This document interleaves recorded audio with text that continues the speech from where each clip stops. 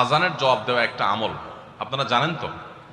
মুয়াজ্জিন যা বলে তার সাথে সাথে তা বলা, তার পরপর সেটা বলা। মুয়াজ্জিন যখন আল্লাহু আকবার বলে, তখন আপনিও আস্তে আস্তে করে আল্লাহু আকবার বলবেন। মুয়াজ্জিন আবার যখন আল্লাহু আকবার বলবে, আপনিও আল্লাহু আকবার বলবেন। মুয়াজ্জিন যখন আশহাদু আল্লা ইলাহা ইল্লাল্লাহ বলবে, আপনিও আশহাদু আল্লা ইলাহা ইল্লাল্লাহ বলবেন।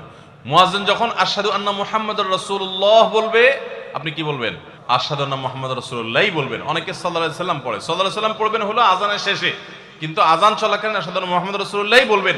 সহিহ মুসলিমের আযানের জবাব দেওয়ার অধ্যায়ে পরিষ্কারভাবে নবী সাল্লাল্লাহু আলাইহি ওয়াসাল্লাম শিক্ষা দিয়েছেন। ইমাম মুয়াজ্জিন যখন বলবে, ইযা ক্বালা আশহাদু আন্না মুহাম্মাদুর রাসূলুল্লাহ ফাকুলু আশহাদু আন্না মুহাম্মাদুর রাসূলুল্লাহ, তখন আমরা আশহাদু আন্না মুহাম্মাদুর রাসূলুল্লাহ বলবো। এরপর হাইয়া আলাস সালাহ হাইয়া আল ফালাহ যখন বলবে, তখন লা হাওলা ওয়ালা কুওয়াতা ইল্লা বলবো।